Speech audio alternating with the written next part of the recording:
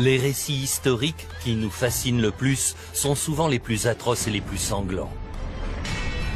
Des noms tels que Vlad l'Empaleur, Richard III d'Angleterre et Attila le Hun ont acquis un statut presque mythique. Et nous restons toujours fascinés par la cruauté des empereurs romains et la sauvagerie des guerriers vikings. Mais on oublie parfois que ces bourreaux et leurs victimes ont réellement existé.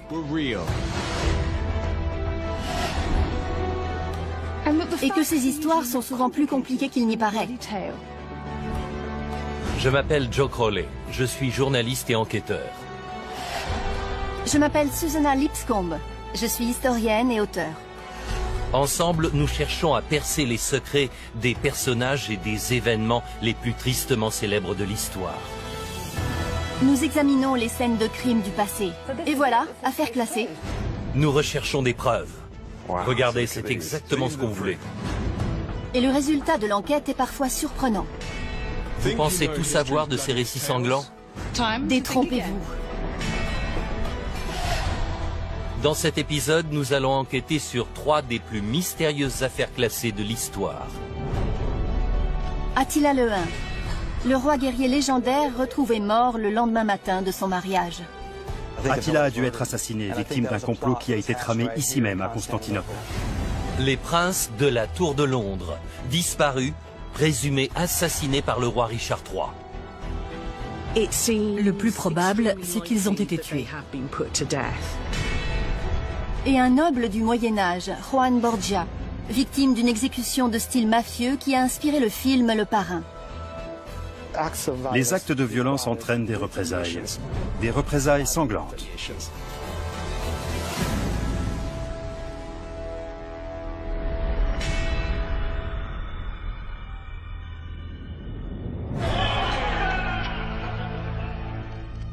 C'est la nuit de noces du roi guerrier déjà presque mythique, Attila le Hun.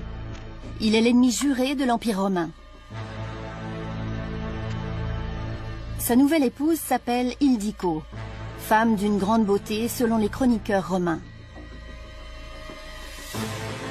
Les réjouissances se prolongent tard dans la nuit, Attila célébrant l'événement avec ses compagnons avant d'aller se coucher.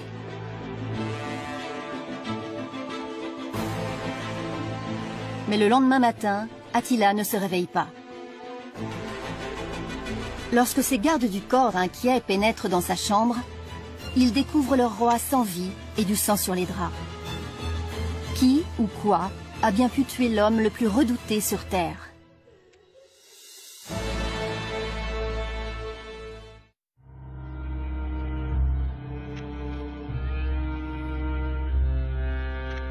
Les Huns arrivent en Europe une trentaine d'années environ avant la naissance d'Attila.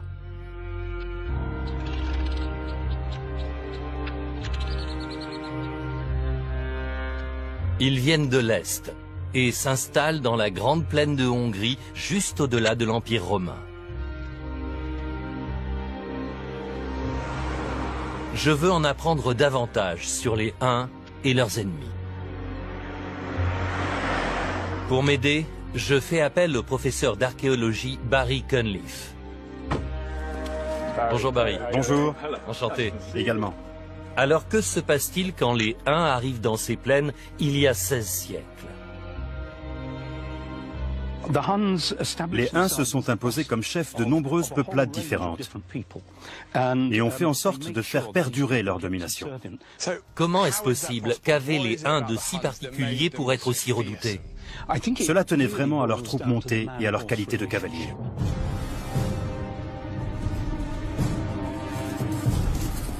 Si vous réalisez la puissance d'un seul cheval, alors imaginez-en 1000 ou 1500 qui vous chargent. Une mécanique parfaitement huilée, dont le seul but était de vous détruire. Grâce à leur incomparable talent de cavalier et d'archer, les Huns vont créer un vaste empire. Puis, en l'an 434, Attila devient roi de l'empire des Huns. Attila arrive au moment où l'ensemble des hordes uniques ne font qu'une. Et il est le grand homme capable de contrôler cette force. Était-il un chef si puissant? Durant une vingtaine d'années, il a probablement été le personnage dominant de toute l'Europe. Alors que les Huns deviennent de plus en plus puissants, les Romains sont sur le déclin. Leur empire est alors scindé en deux. Ses richesses sont concentrées autour de Constantinople à l'est. C'est une cible de choix pour le roi Attila. Il organisait une sorte de protection qui était un vrai racket. Il menaçait Constantinople en particulier. Si les Romains ne payaient pas ce qu'ils demandaient, il attaquerait. Attila est une menace constante et une ponction massive pour les finances romaines. Il prélève sur leur trésorerie plus de 10 tonnes d'or. Pourrait-il exister une meilleure raison de tuer Attila le Hun?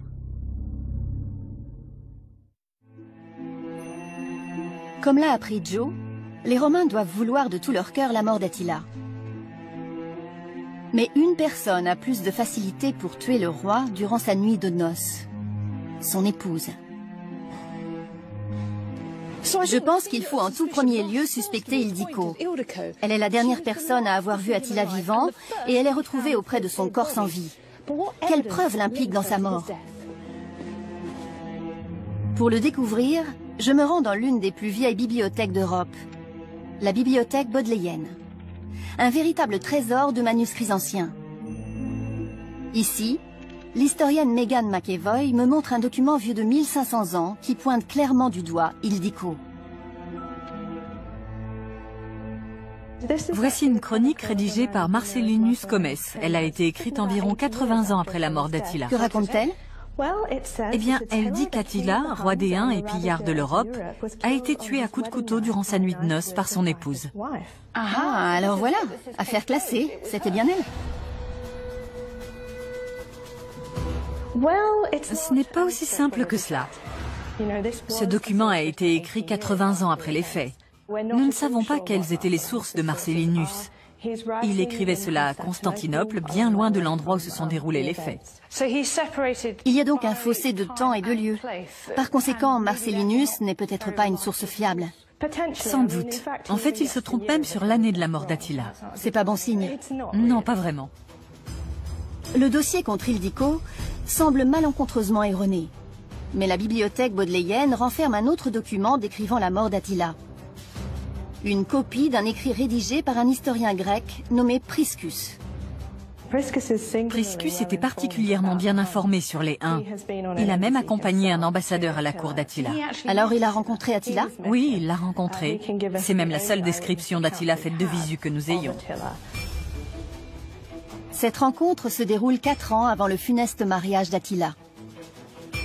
Priscus se trouve à des centaines de kilomètres lors du décès du roi des Huns. Mais il semble qu'il ait vent d'informations sur les circonstances de sa mort.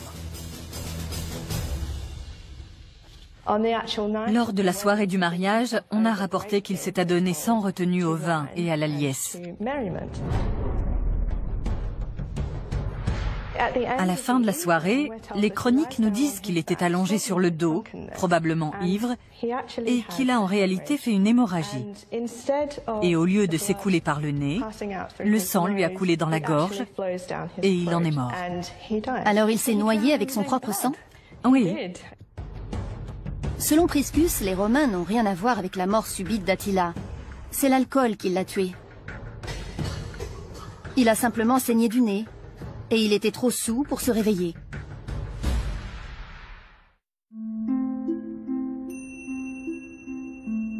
Environ 1600 ans plus tôt, cette ville s'appelle alors Constantinople. C'est la capitale de l'Empire romain d'Orient et l'endroit où Priscus écrit son récit de la mort d'Attila. Alors le fait que Priscus ait écrit son récit ici, dans cette grande ville située à plus de 1000 km du lieu du drame, doit bien sûr nous rendre très prudents. Mais un historien va encore plus loin.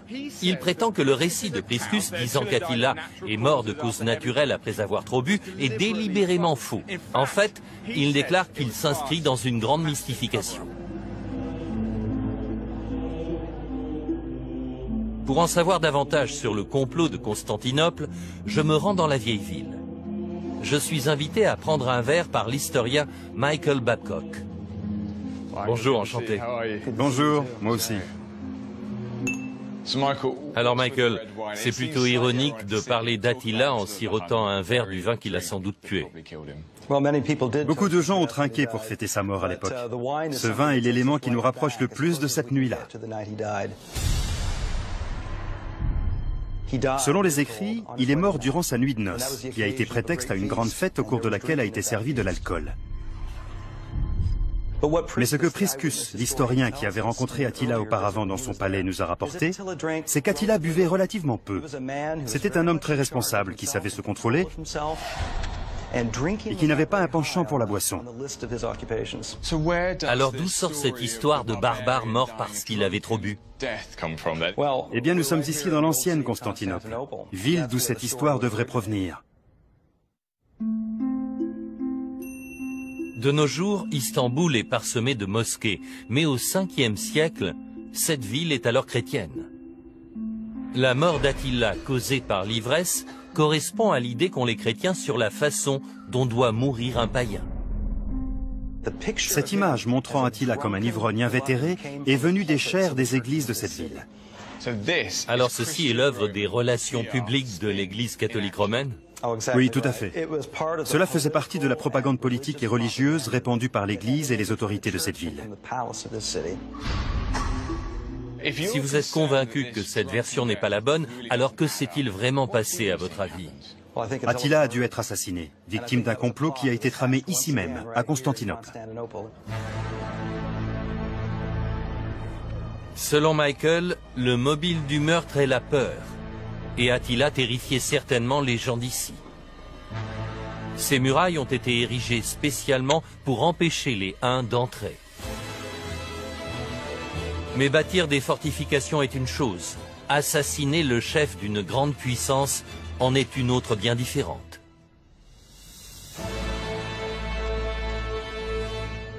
Alors comment aurait-on assassiné Attila à des centaines de kilomètres de distance? Aujourd'hui, pour tuer un ennemi dans son camp, il suffit de tirer un missile à guidage laser. Voilà tout.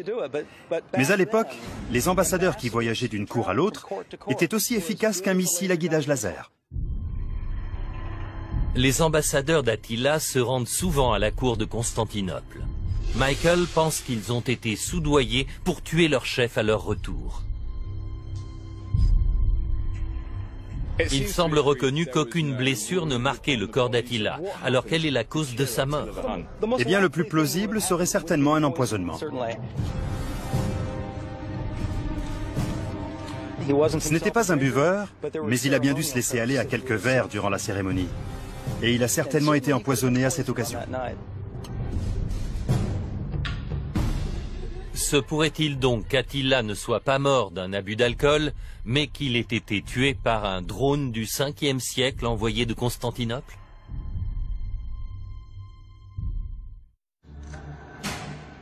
La théorie de l'assassinat est fort intéressante. Mais est-ce la cause la plus probable du décès? Pour tenter de répondre à cette question, je rencontre un médecin légiste, Stuart Hamilton. Ravi de vous voir. Enchanté, si vous voulez bien passer une blouse. Bien sûr. Son travail consiste à déterminer les causes de décès soudains. Alors que nous dirait-il s'il trouvait Attila le Hun dans sa morgue? Bon, Attila est ici. Il a été trouvé avec du sang qui s'écoulait du nez et qui coulait dans sa gorge. Pensez-vous qu'il ait pu être assassiné? S'il n'y a pas d'autres signes de traumatisme, ça n'a vraiment pas l'air d'un meurtre classique. Mais je suppose que l'on ne peut exclure le poison. Auquel cas, on s'attendrait à voir une grosse hémorragie au lieu d'un saignement localisé.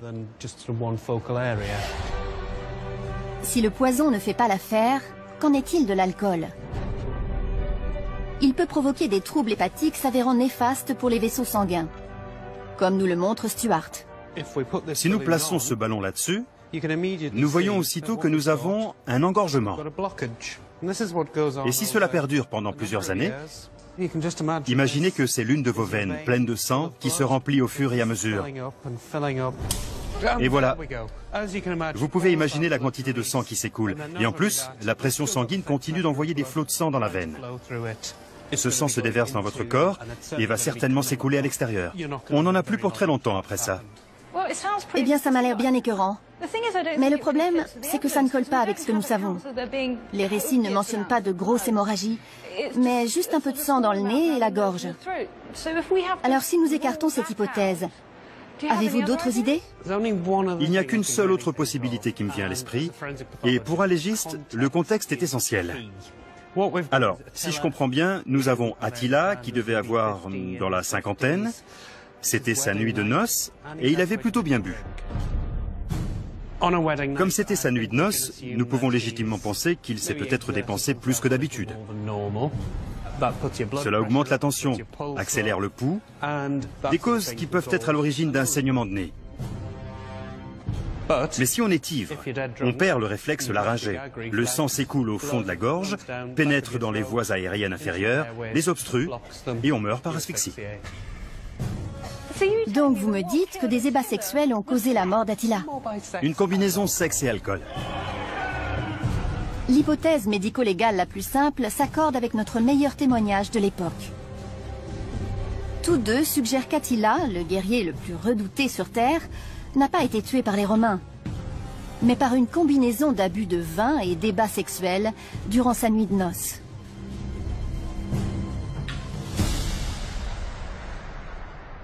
Il me semble que nous aimerions que les noms les plus illustres de l'histoire aient connu des morts spectaculaires.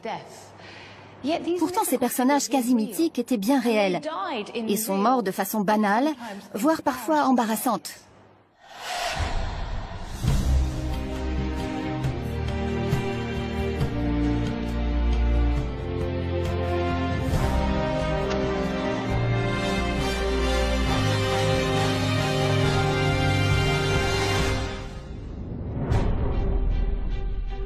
À la Tour de Londres, deux jeunes garçons sont mis au lit.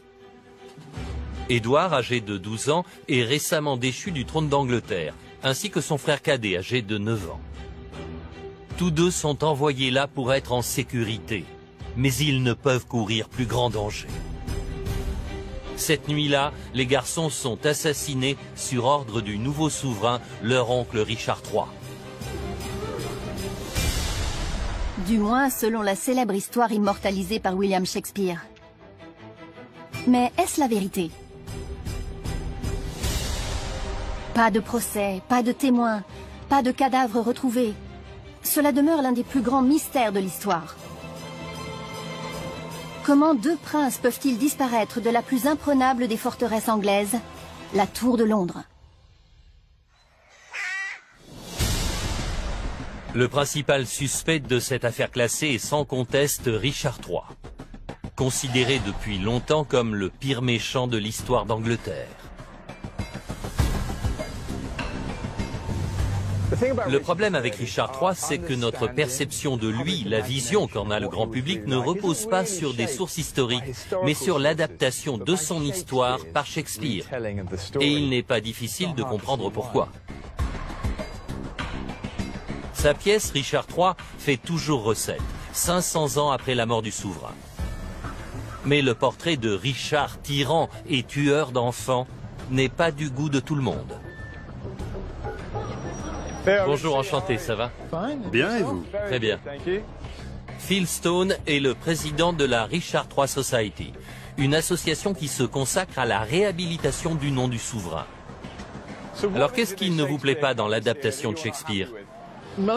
La plupart des productions montrent un Richard bossu. Il était un guerrier. Aucun guerrier n'aurait pu être le général qu'il a été s'il avait été bossu comme l'a dépeint Shakespeare. En 2012, des fouilles archéologiques sensationnelles mettent au jour ce que l'on pense être le squelette de Richard III. Cette extraordinaire découverte fait les gros titres des journaux du monde entier. Ce squelette indique que l'infirmité du roi a été fort exagérée. Richard souffrait d'une scoliose, mais n'était pas le bossu décrit par Shakespeare. Pourquoi l'affubler de cette difformité? Un corps difforme est signe d'un esprit tordu. Alors, en ternissant son physique, on ternit sa personnalité. Il est désormais clair que la pièce de Shakespeare calomnie Richard. Pourtant, sa révélation la plus explosive affirmant que Richard aurait tué ses neveux semble toujours se tenir. En 1483, Richard III usurpe le trône à son neveu le plus âgé, Édouard V, prétendant que le jeune roi n'est pas légitime et fait exécuter son premier conseiller. Puis Richard fait enfermer Édouard V ainsi que son frère à la Tour de Londres, où ils disparaissent comme par hasard. Et les deux princes, ils étaient sous sa garde à la Tour de Londres. Il est fort probable que Richard III les ait fait tuer. Oui, il les a fait enfermer dans la tour pour les protéger. Ils ont été déclarés bâtards. Et oui, plus personne ne les a jamais revus. Mais le fait qu'ils aient disparu ne signifie pas pour autant qu'ils sont morts. Et s'ils sont morts, cela ne permet pas d'affirmer que c'était sur ordre de Richard.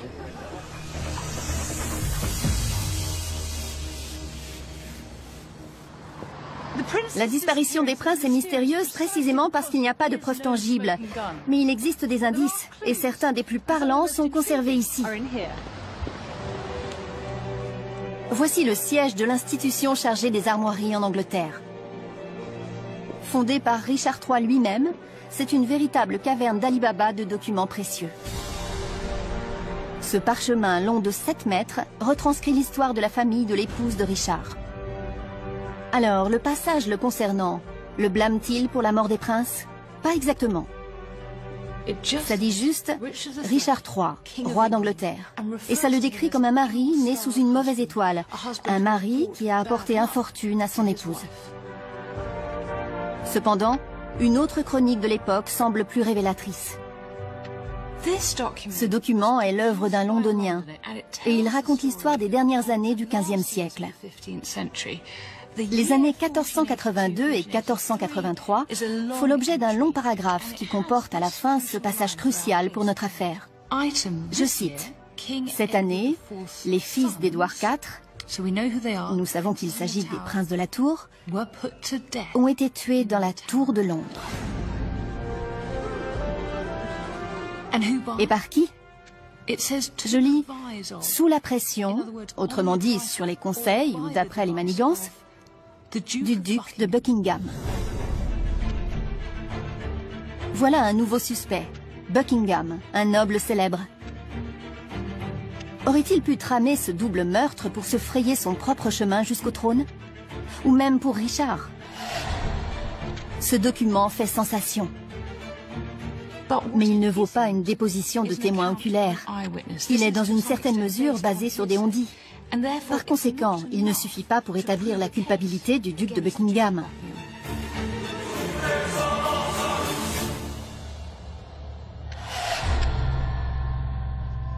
D'autres rumeurs de l'époque mettent en cause Richard. Il est certain que même en 1483, la disparition des princes est un mystère sensationnel. Quelqu'un doit pourtant connaître la clé de l'énigme. 2 ans après la disparition des princes, le roi Richard III se prépare à une bataille qui va changer le cours de l'histoire. Ici, à Bosworth Field, en 1485, Richard devient le dernier roi d'Angleterre à périr au combat. C'est le jour où s'éteint la dynastie des Plantagenets et où commence la dynastie des Tudors.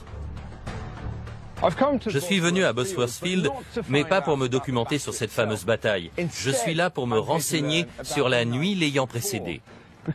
Car un historien a une théorie sur cette nuit-là qui, si elle est vraie, innocente totalement Richard III de l'assassinat des 2 princes. L'historien David Baldwin croit que 2 ans après la disparition des 2 princes, le plus jeune est toujours vivant et se trouve là, au camp de Richard. Je pense qu'il fallait les garder en vie, mais bien sûr, leurs identités devaient également être dissimulées. Et il me paraît probable que c'est ce qui est arrivé au prince Richard. Ce serait comme un programme de protection de témoins aujourd'hui. Vous pensez qu'ils étaient ailleurs sous une autre identité? Oui. Avez-vous des preuves pour soutenir cette théorie? Eh bien, la preuve tangible que nous avons, je suppose, est qu'un individu nommé Richard Plantagenet est décédé à Eastwell, dans le Kent, en 1550.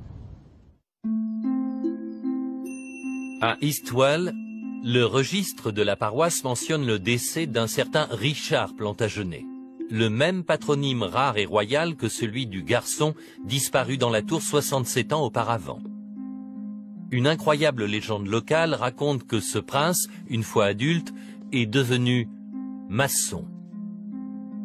Il était un maçon plutôt différent des autres, car il savait lire le latin, ce qui indique qu'il avait reçu une très bonne éducation.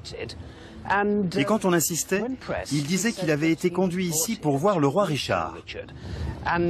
Il a appris l'art de la maçonnerie pour dissimuler, en quelque sorte, son ancienne identité, son ancienne vie. Le prince maçon est une idée très surprenante, mais impossible à écarter totalement. Cette théorie vaut pour le plus jeune prince, mais qu'en est-il de son frère aîné? Il y a une chose dont on est sûr au sujet d'Édouard V, c'est que pendant son séjour dans la tour, il a reçu la visite de son médecin. Et s'il était malade, il a pu mourir de cette affection, ou il a même pu être tué par un excès de zèle médical. Un excès de zèle d'un médecin médiéval. Ne pensez-vous pas que Richard III se serait manifesté pour dire « voilà ce qui s'est produit, je suis désolé, mais je n'y suis pour rien ». La question est, quelqu'un l'aurait-il cru s'il l'avait fait? Selon David, non seulement Richard III est innocent du meurtre de ses neveux, mais les garçons n'ont même pas été tués. Vu le nombre de théories avancées, que devons-nous croire au juste?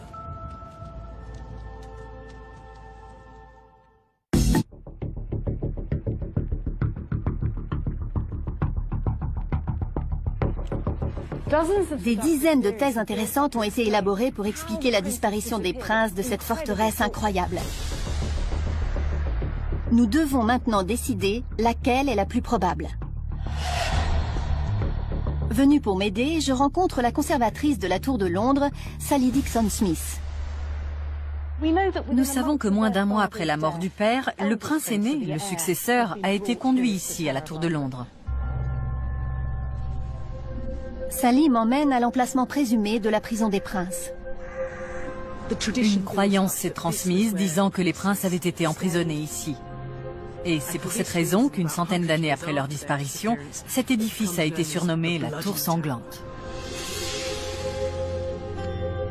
Mais mérite-t-elle d'être appelée la Tour Sanglante? A-t-elle seulement été le site d'un meurtre? Et si oui, orchestré par qui? Si vous deviez parier sur une théorie, laquelle choisiriez-vous? Les probabilités penchent pour Richard III. Nous savons que les princes ont été séparés de leurs proches et de leurs suites vraiment au moment où Richard s'emparait du trône. Et c'est alors qu'il semble avoir disparu. Est-ce qu'ils n'ont pas pu mourir de maladie? L'une des dernières personnes à être restée auprès d'eux est leur docteur. Et le docteur a fait des remarques sur le fait que le prince aîné se préparait à mourir. Était-ce parce qu'il était malade ou parce que quelqu'un d'autre avait été trucidé et qu'il était sûr d'être le suivant sur la liste?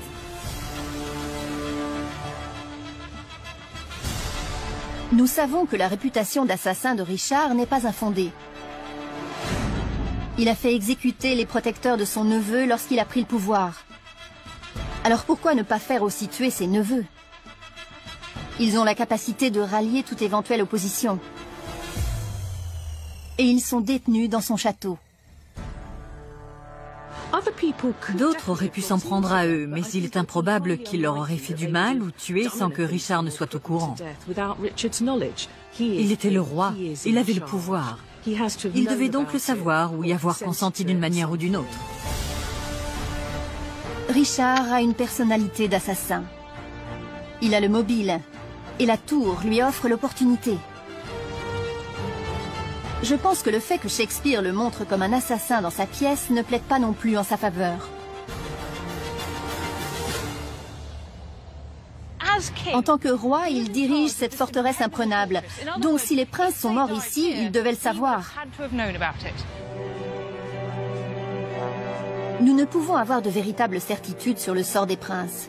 Mais peut-être qu'un jour, nous en saurons davantage. Dans l'abbaye de Westminster reposent les dépouilles de 2 enfants. Elles ont été découvertes dans la tour il y a plus de 300 ans et ont eu droit à des funérailles princières.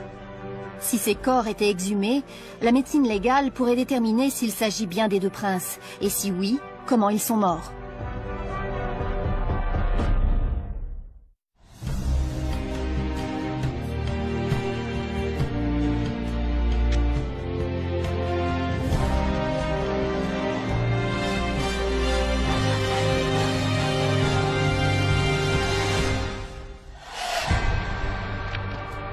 Dans un ghetto malfamé de Rome, un guet-apens mortel est en place. La proie est un jeune noble de 22 ans, Giovanni Borgia, aussi connu sous le nom de Juan Borgia. Il est poignardé à la tête, au torse, et il est égorgé. C'est un nouveau chapitre violent dans l'étonnante saga de la famille de Juan, les Borgia. Célèbres pour leur puissance, leur violence et leur décadence, ils ont même inspiré la création du film Le Parrain. Mais les Borgia ne sont pas vraiment des gangsters. Le père de Juan n'est autre que le pape lui-même. Son frère est un cardinal, et Juan le commandant de l'armée papale. Alors, qui oserait tuer un des tout-puissants Borgia ?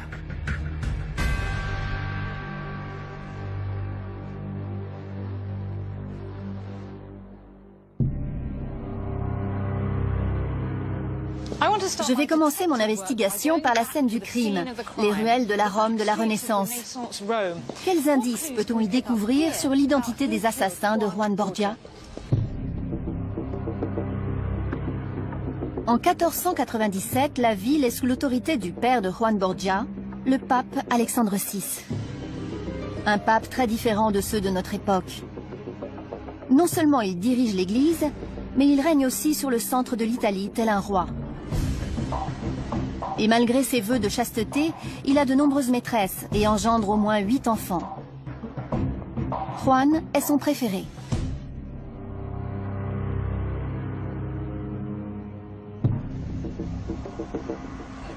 Je veux maintenant retracer les derniers pas du fils préféré. Alors j'ai fait appel à l'historienne locale, Alessia Lirossi. Bonjour Alessia. Bonjour Suzy. Nous nous retrouvons devant une maison qui serait celle où Juan a pris son dernier repas. Alors, Juan est venu ici dîner avec sa mère? Avec sa mère et son frère César.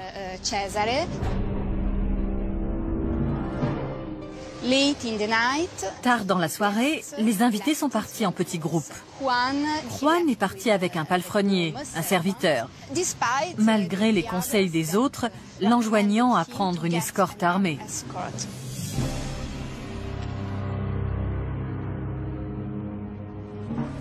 Les frères partent ensemble, puis Juan se dirige vers le ghetto juif.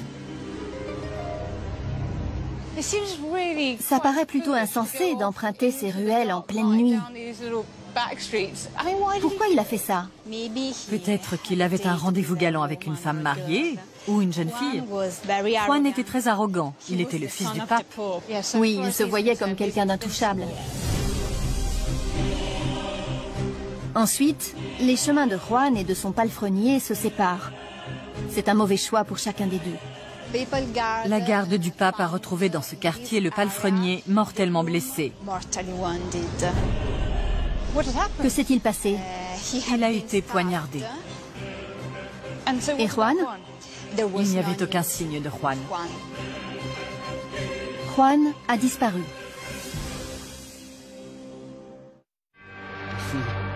Le lendemain, le pape, très inquiet, ouvre une enquête. Elle permet de dénicher un marin qui a vu un corps être jeté dans le Tibre, la nuit de la disparition de Juan.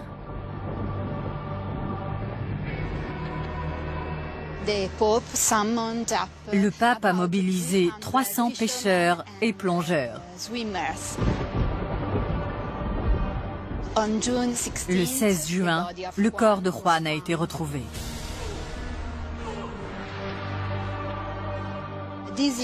Ceci est une cinquedea. Il a probablement été poignardé avec cette dague et on ne lui a rien volé. Alors c'était clairement un assassinat. Un assassinat sans le moindre doute. Le corps de Juan Borgia a été jeté dans le Tibre comme une vulgaire immondice. Mais qui a décidé de s'en prendre au parrain de Rome?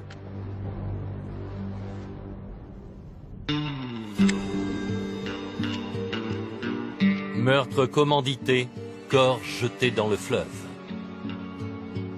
Ce meurtre fait songer à une guerre entre clans mafieux dans la Rome de la Renaissance. Dès la disparition de Juan, Rome a sombré dans le tumulte. Personne ne savait vraiment ce qui allait se passer.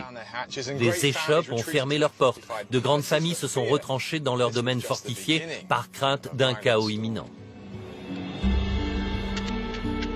Tout le monde s'attend à ce que la famille Borgia exerce de violentes représailles. Mais contre qui? Alors voilà le palais Sforza Cesarini. Il a été bâti par le père de Juan Borgia, mais quand il est devenu pape, la puissante famille Sforza s'y est installée. Le chef de famille est Ascanio Sforza, jadis vice-chancelier du pape. Mais désormais, les relations entre les deux hommes sont rompues. Le chef de cette dynastie pourrait être derrière ce meurtre? Pour le savoir, je vais rencontrer le professeur Robert Black. Quelques jours avant le meurtre, une querelle a opposé un serviteur de Juan Borgia et un serviteur du cardinal Ascanio Sforza.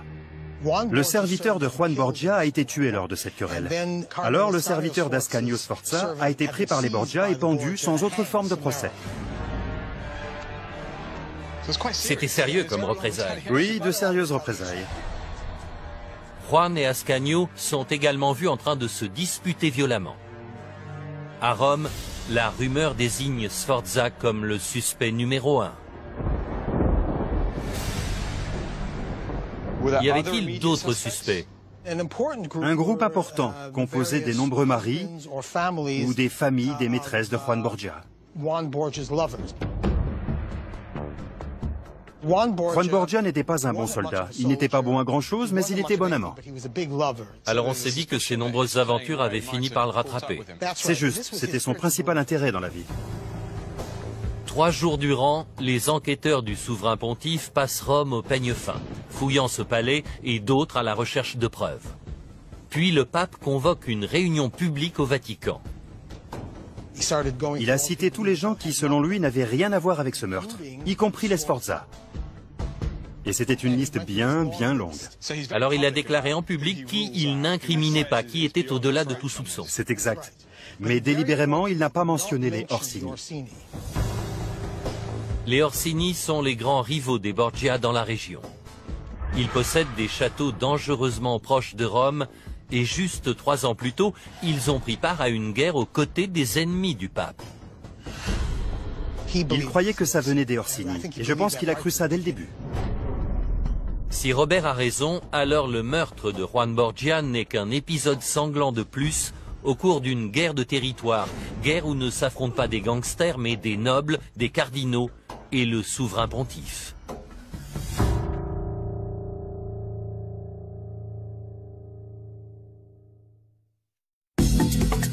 Tout de suite, la suite. Joe a appris que des conflits entre familles pourraient être à l'origine du meurtre de Juan. Et pourquoi pas un conflit au sein de la famille? Le fait que la dernière personne à avoir vu Juan vivant soit son frère, doit-il nous pousser à le soupçonner? En enquêtant sur un meurtre aussi sensible, on doit envisager la possibilité que César soit le tueur. Selon César, son frère et lui se sont quittés près de ce pont. Alors je m'y rends pour en apprendre plus sur les 2 frères grâce à l'historienne Mary Hollingsworth. Ça semble étrange que quelqu'un puisse tuer son frère, mais il y avait un vrai mobile. Un mobile des plus simples, la jalousie. Juan avait la situation que César désirait tant. Alors que Juan dirige les armées de son père, César est fait cardinal. Ce n'est pas sa vocation. César ne voulait vraiment pas être un homme d'église. C'était un soldat né. Il se battait à l'épée avec un très grand talent. Il voulait se servir de ce talent pour se forger une situation qui perdurerait après la mort de son père, le pape. Et il avait une personnalité de tueur? Certainement, nous pouvons le voir comme un tueur. Il était très violent, à une époque violente, et réputé pour sa violence. César fait figure de suspect principal. Un tueur connu qui en voulait à la victime. Alors nous avons le mobile, nous avons une personne capable de tuer, mais y a-t-il une preuve qu'il ait assassiné Juan? Il n'y a pas de preuve tangible, pas d'empreinte digitale. La première chose qui le pointe clairement du doigt est arrivée entre 9 mois et 1 an après le meurtre. La veuve de Juan a commandé un retable qui représentait César en train de tuer Juan. Donc ça pourrait être lui. Ça pourrait. Mais alors on se pose la question de savoir comment le père, qui était tout puissant et pouvait faire tout ce qu'il voulait, a-t-il pu éluder le fait que Juan, son fils préféré, ait été tué par son frère. Juan mort, César obtient le commandement militaire dont il a toujours rêvé. Est-ce la preuve que le plan de César a bien fonctionné? Ou une simple coïncidence? César Borgia avait d'évidence un mobile pour tuer son frère, et il était du genre à le faire. C'était un tueur. Mais nous manquons de preuves. Les rumeurs ne circulent qu'un an après la mort de Juan Borgia. Et s'il y a bien une chose que l'on ne fait pas dans la culture de l'Italie de la Renaissance, c'est de tuer des membres de sa famille. Donc je ne pense pas que César Borgia ait tué Juan.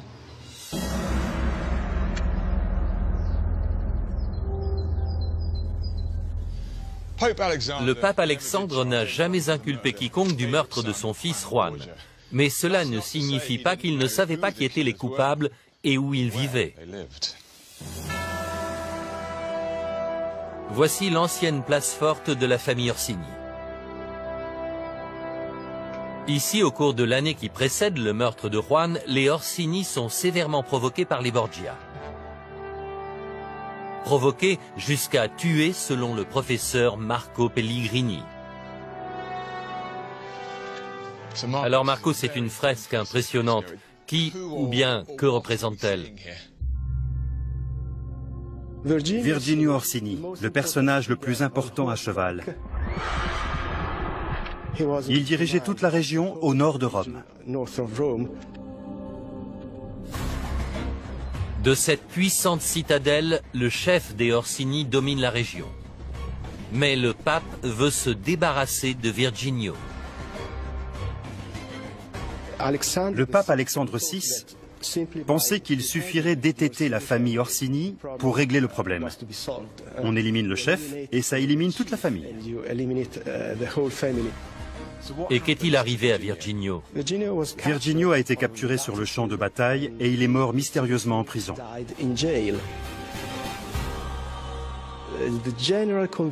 Tout le monde était convaincu à l'époque qu'il avait été exécuté sur ordre du pape Alexandre VI. Rien que cela semble donner une bonne raison aux Orsini de s'en prendre aux Borgia. Mais il y a autre chose.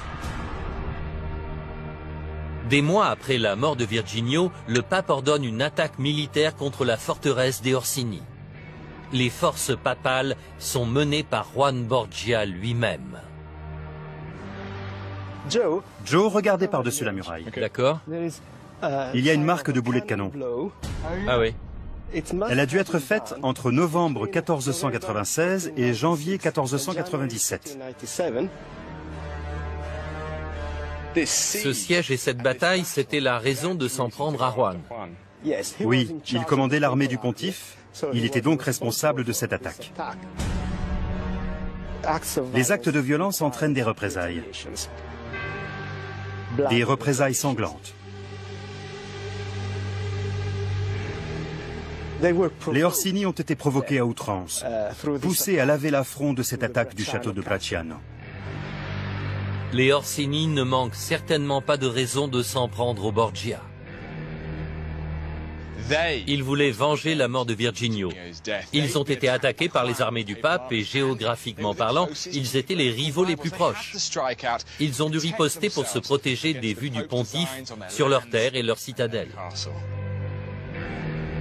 Nous ne pouvons affirmer avec certitude qui a tué Juan Borgia, mais de très fortes présomptions désignent les Orsini comme coupables.